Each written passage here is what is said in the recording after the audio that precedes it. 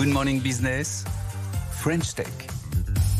8h20 sur BFM Business et sur RMC Découverte. Notre invité, c'est Amaury Chaumet. Bonjour, vous êtes le président de The Packager, spécialisé dans l'emballage d'œuvres d'art et les objets de collection. Vous allez nous expliquer comment ça fonctionne. Vous venez de lever 14 millions d'euros. Est-ce que c'est aussi simple qu'une photo et c'est parti, j'achète mon emballage? J'ai un beau Picasso. Très beau, très gros. Je le prends en photo et vous me dites voilà l'emballage qu'il faut et vous vous occupez de tout. Vous avez tout de suite compris, puisqu'effectivement, la techno qu'on a développée maintenant depuis 4 ans et demi permet sur une photo, alors c'est l'app qu'on lance cette année, vous prenez votre smartphone, vous faites une photo d'un objet, vous rentrez une adresse de destination et vous avez automatiquement le prix d'un emballage et de l'expédition. Voilà. Mais c'est quel type d'emballage?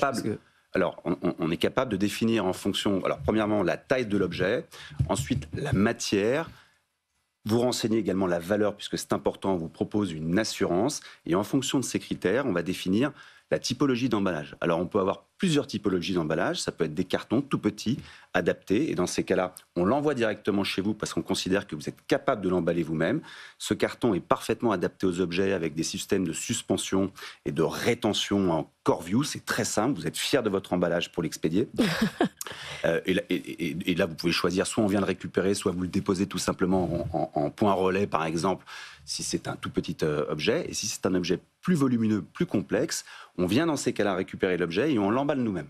Voilà. Puisqu'on a la partie tech de cette prédiction en IA qu'on a complètement créée avec nos propres datasets et notre expérience. Et ensuite, on a la partie physique, puisqu'on a aussi du personnel capable d'enlever les objets et d'emballer. Et c'est vous qui fabriquez l'emballage sur mesure parce que... Absolument, on est emballeur. De packagers, de packing, à l'origine, c'est vraiment la transformation de l'objet. Parce que si vous mettez un objet sur une plateforme e-commerce, finalement, vous ne pouvez pas définir le coût du transport, puisque cet objet qui est de l'économie circulaire, qui n'a pas d'emballage d'origine, s'il est à nu, vous ne pouvez pas définir le transport. Il faut passer par l'étape de l'emballage et donc de la transformation de l'objet. Mais vous n'êtes pas des ménageurs. C'est-à-dire qu'après, vous confiez après à une boîte type THL. Alors, au démarrage, comme on a complètement disrupté cette profession, on s'est dit, on fait tout nous-mêmes, parce qu'on va faire des erreurs, on va se tromper, notre prédictif, etc., etc., etc. Donc, on a nos équipes et nos centres d'emballage. Aujourd'hui, notre tech est complètement aboutie et donc on peut commencer à sous-traiter pour s'étendre et augmenter notre maillage territorial. Alors donnez-nous quelques exemples concrets. C'est quoi les trucs les plus fous et les plus chers que vous ayez emballés, par exemple? Non, alors, ce qu'il faut comprendre, c'est que nous, on s'adresse au marché du e-commerce, sur les marketplaces, donc les œuvres inestimables.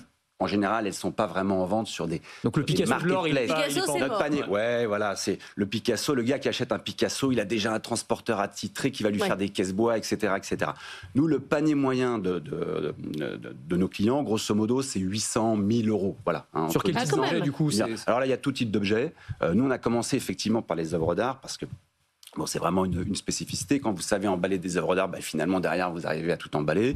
Et on s'est adressé en premier marché aux ventes aux enchères. Donc, dans les ventes aux enchères, vous avez tout. Vous avez des tableaux, vous avez des lustres, vous avez des cuillères, vous avez des pots, vous avez des vases. En service additionnel, quoi. C'est pas un service additionnel, ça n'existait pas. Avant, lorsque vous vouliez enchérir sur un objet, vous pouviez l'acquérir sur une plateforme et on vous disait débrouillez-vous pour venir le récupérer. Mais donc là, c'est eux qui vous commercialisaient, en fait. Absolument, on est sur les plateformes et vous avez le prix de transport à côté de l'objet. Comme ça, vous savez même en amont combien ça va vous coûter pour récupérer l'objet chez vous. Et ça fonctionne que en B2C ou ça fonctionne aussi en consommateur à consommateur? Parce que c'est vrai que maintenant, avec les plateformes, on échange de plus en plus d'objets, y compris des objets de valeur. Moi, je pensais par exemple à des jeux vidéo de collection des cartes Pokémon très très chères, des collections de cartes. Vous dites ça en rigolant, mais figurez-vous qu'il y a des cartes qui valent des centaines de milliers d'euros et qu'on a eu des histoires où elles sont livrées par la poste ou par d'autres livreurs et elles arrivent complètement. Quand vous avez payé 200 000 euros votre carte, vous l'avez un peu mauvaise. Donc j'imagine que c'est des choses sur lesquelles vous travaillez aussi. Absolument. Alors nous, on a commencé par le B2C parce qu'on voulait avoir une idée de massification pour réduire les coûts, contrôler les emballages, etc. Et cette année, donc, on lance une app qui s'adresse au C2C. C'est-à-dire, vous êtes chez vous, vous prenez une photo et vous pouvez envoyer un objet. Voilà. Aujourd'hui, vous êtes les seuls au monde à faire ça? On est les seuls au monde, puisque cette prédiction d'emballage, on est les seuls à la faire. Voilà.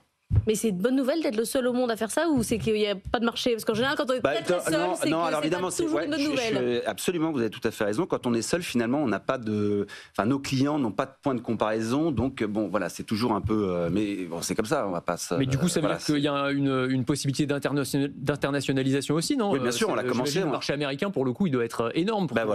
C'est un peu l'objectif de la levée. C'est de 7 ans. On a ouvert il y a 2 ans à New York et à Los Angeles, en test. On a commencé à monter de la production.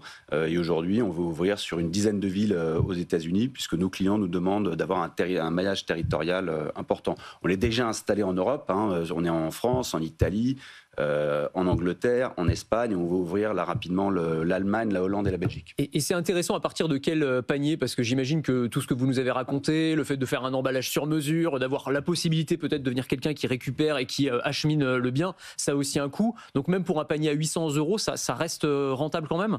Bien sûr, oui. Alors nous, notre panier de départ, à partir du moment où on va chercher un objet, c'est 30 €, grosso modo. À partir du moment où on vous envoie un emballage à domicile, c'est 8 €. Donc c'est voilà. C'est pas très cher, effectivement.